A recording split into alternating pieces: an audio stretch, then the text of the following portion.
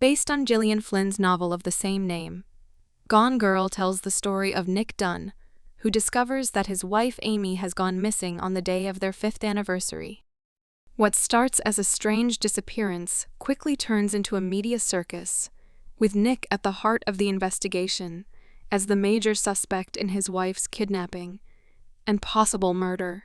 Things get even worse when Nick discovers Amy may have organized the entire incident to blame him, exposing their flawed marriage in the process. Nick is a manipulative, almost cowardly husband who doesn't have genuine feelings for his wife anymore, yet he uses her for financial security. Amy is a calculated and manipulative woman who will exploit others for her own benefit and enjoyment, even if it means murdering people and destroying lives. It starts off as an engaging whodunit crime drama. It has aspects of horror once Amy's whereabouts are revealed, and it then transitions into a marital satire with a sense of dark humor. This adaptation wouldn't work as well as it does without the back and forth between Ben Affleck and Rosamund Pike. They are the movie. As you can expect, their characters need a lot of depth, individuality, and contradiction in their behaviors because of their relationship, and both Affleck and Pike fit those characteristics successfully. Ben Affleck has to walk the fine line between being the most hated man in America and a likable narcissist who you often don't know if you're supposed to root for or against. Ben Affleck sells every beat in his part, switching between fury, irritation, resolve, and perplexity.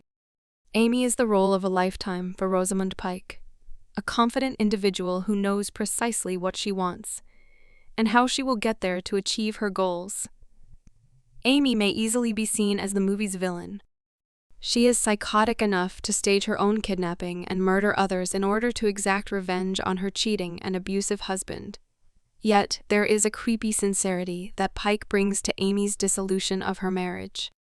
Pike delivers some of the most intense inner monologues in a modern thriller that will keep you glued to the screen. Gone Girl's supporting cast is also deserving of recognition.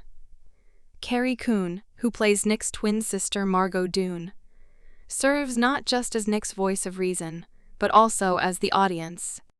Even though Margot supports her brother, Coon's reaction to Amy and Nick's bizarre actions actually helps sell how awful both of them are in a way that feels natural to the story. As Detective Rhonda Boney, Kim Dickens is a breath of fresh air. In most of these movies, we see average detectives who either have no idea what they're doing or are overly snarky about their techniques of investigation. The greatest compliment Dickens can receive for her work in the movie is that she makes Rhonda feel like a genuine person. She's interested in the case, but not obsessively so. Other notable minor roles include Neil Patrick Harris, who plays Amy's toxic ex-boyfriend DZ Collins, and Tyler Perry, who plays Nick's lawyer Tanner Bolt. Desi is simply here to help Amy get closer to her ultimate goal. You never find out what his true motives are, or whether he himself is dangerous, but the mystery that Harris offers to his portrayal enhances what would otherwise be a simple character. Perry, on the other hand, produces his greatest work to date. He adds so much personality and levity to a movie that was already bursting with energy before he arrived. If you haven't already, do yourself a favor and watch Gone Girl's study of marriage, love, resentment, and everything in between. You won't find a movie like this anywhere else. Thanks for watching. To catch all the latest from us, subscribe and hit the bell icon to get notified as soon as a new video drops. We'll see you in the next one.